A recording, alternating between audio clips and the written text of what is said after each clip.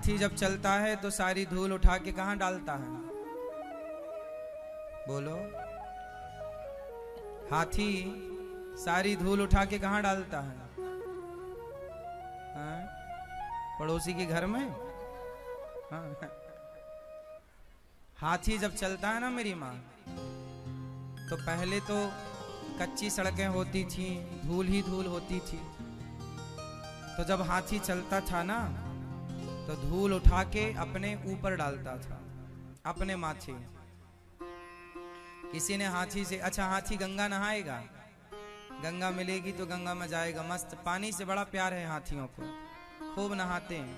सूंड में भर भर के पानी फुहारे अपने ऊपर डालेंगे, हाथनी के ऊपर डालेंगे, बच्चों के ऊपर, सब खूब बढ़िया एंजॉय करते हैं हाथी लोग। लेकिन जब जैसे हाथी गंगा से पानी से नहा धोकर बाहर आएगा तो सारी धूल उठाएगा और सीधा अपने माथे। एक हाथी वृंदावन की परिक्रमा कर रहा था, बहुत पुरानी घटना है। तो वो हाथी परिक्रमा की धूल उठा उठा करके अपने माथे पर डाले। किसी ने कहा क्यों रे हाथी? यमुना जी आई तो यमुना में मड़िया नहाया हाथी, फिर आगे चला तो फिर धूल उठा के माथे पे।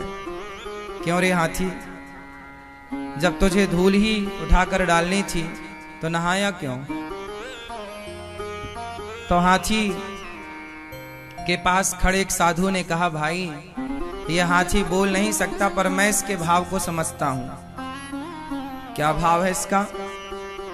बोले हाथी अपने माथे पर धूल इसलिए डाल रहा है कि उसे लग रहा है कि जैसे धरती पर भगवान चले हैं तो भगवान से स्पर्श हुआ वो कण, वो धूल कण, यदि एक भी कण मेरे माथे पर आ गया तो मेरा जीवन सवर जाएगा। इसलिए प्रभु के चरणों की या प्रभु के भक्तों की चरणों की इस रज को उठा उठा कर मैं इस रज से स्नान कर रहा हूं। इसलिए जल से स्नान तो सुना होगा आपने, पर वृंदावन के रसिक संत रज स्नान करते हैं। इस रज को उठा उठा कर अपने माथे से लगाते हैं, भक्तों की रज। विट्ठल नाथ जी के मंदिर में विट्ठल नाथ जी को टीका लगता है काला। तो किसी ने पूछा कि भगवान को ये काला टीका क्यों लग रहा है, कहां से शुरू हुआ? तो विट्ठल नाथ जी ने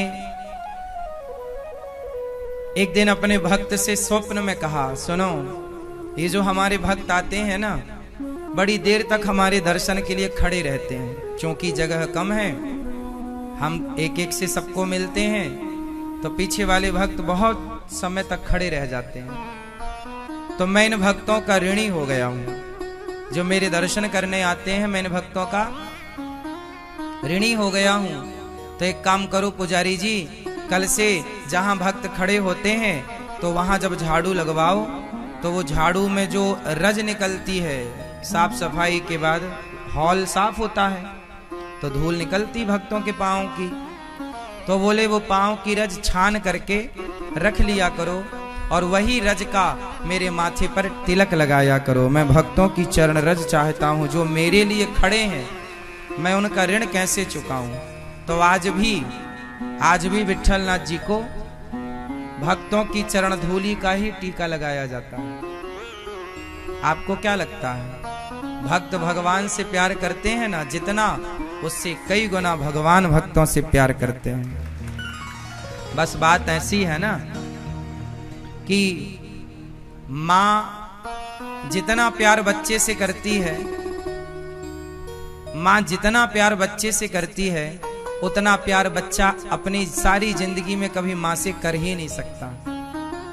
अच्छा करना पाए ये तो ठीक है, पर माँ के प्यार को वो बच्चा समझ भी नहीं पाता। हाँ या ना? जितना प्यार माँ अपने बच्चे से करती है, बच्चा उतना कर ही नहीं सकता साहब, ये नियम है, संभव नहीं है। हाँ या ना? जैसे माँ प्यार करती है पर बच्चा उतना कर ही नहीं सकता, उसी तरह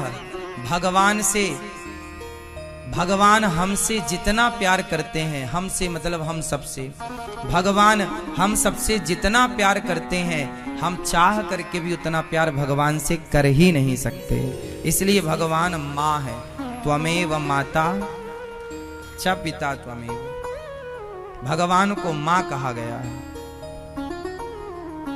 यही इसलिए भगवान बहुत प्यार करते हैं, बहुत प्यार करते हैं अपने भक्तों को। इसलिए आप भी भगवान से प्यार कीजिए, आप भी भगवान की शरण में रहिए, आप भी भगवान को याद रखिएगा।